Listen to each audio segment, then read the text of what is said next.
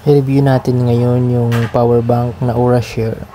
So yung Aurashare ay isa sa mga pinagkakatiwalaang maker ng isang power bank. Bukod sa mura na yung kanilang binibenta, may quality pa. So itong kinuha ko ay isa sa pinakamalaki nilang power bank. Makikita nyo naman sobrang laki niya. Ang capacity nito ay 100,000 mAh or 10 AH. So sobrang laki talaga siya kumpara sa ibang power bank. Dahil sobrang laki ng kanyang capacity, sobrang bigat niya din. So may dalawang variant to. Kinuha ko yung 65 watts para maka-charge ng cellphone na fast charge at syempre ng laptop. So mas malakas yung 65 watts kumpara doon sa 25 watts. Ang maganda dito, naka QC 3.0 na din siya at PD.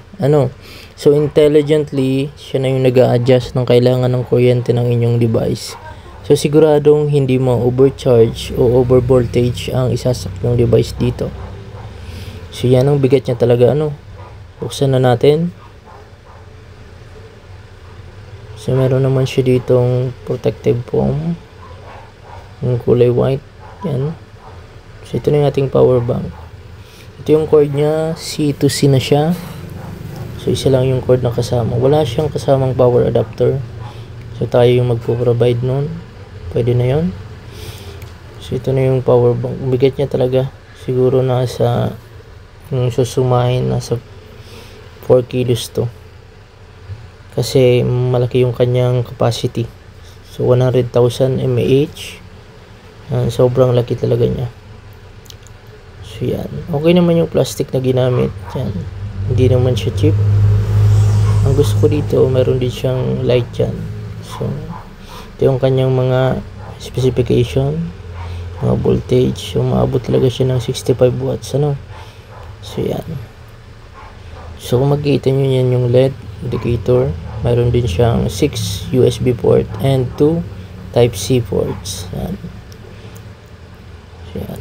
Okay naman yung plastic dito, pero medyo hindi lang siya premium katulad ng Ugreen.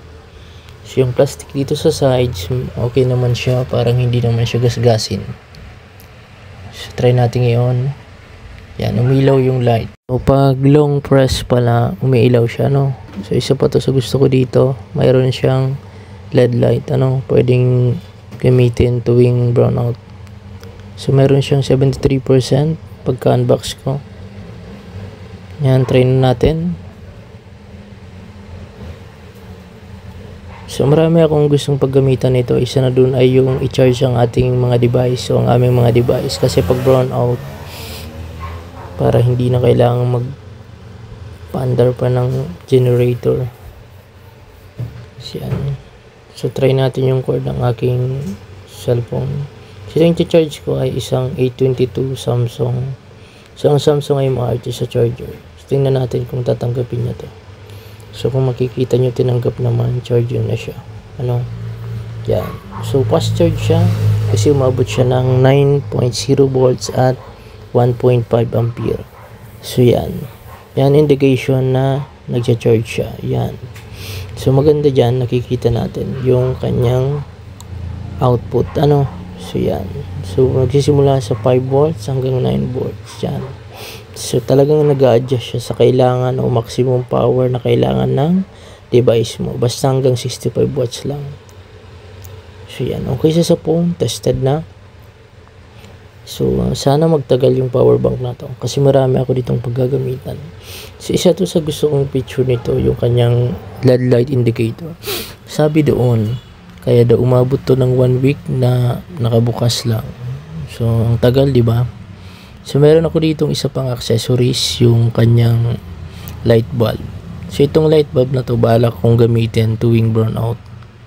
Meron ako ditong binili ng isang 7 watts at isang 12 watts. So lahat yun ay 5 volts. So ang laki pala niya. Yung isa naman dyan ay lalagyan ng alcohol. So yan. So ang laki niya So hindi siya ng ordinary box. So try nating buksan at itest natin kung gagana sa ating power bank. So na order ko to, tig siguro ito 70 pesos yung isa. yung malaki, at yung isa naman ay nasa 50 pesos. So, yung bukas na siya, ibalik na lang natin. Yan. So, ayusin lang natin to.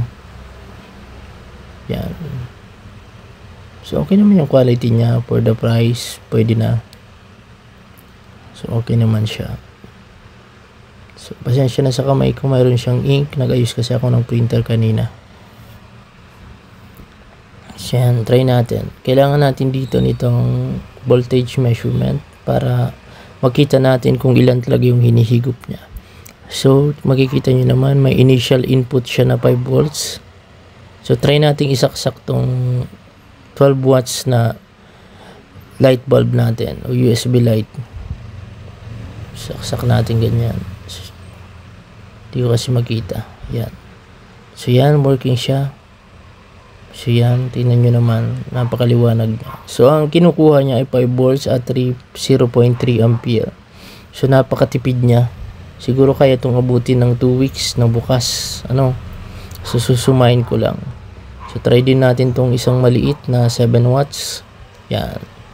So, pwede na tutuwing brownout. Yan. Diba? So, okay naman siya. Goods naman. So, hindi na masama. So, yan. Kumakain siya ng 5 volts. Dahil dalawa sila, umabot na ng 0.7 ampere yung kanyang kinukonsumo sa baterya. Yan, goods, okay siya. So, meron din dito akong binili na S-Galas na connector para sa ating Wi-Fi. So, alam naman natin pag brownout, wala rin tayong Wi-Fi. So, bumili ako nito para naman kung sakaling mag-brownout yung Wi-Fi namin, sayang naman, ay buhay pa rin. So, ito ay connector na 5 to 12 volts. Yan. So, meron ako ditong C2 router. Yung router namin ay PLDT. So, tatry natin kung gagana siya doon sa router naming PLDT.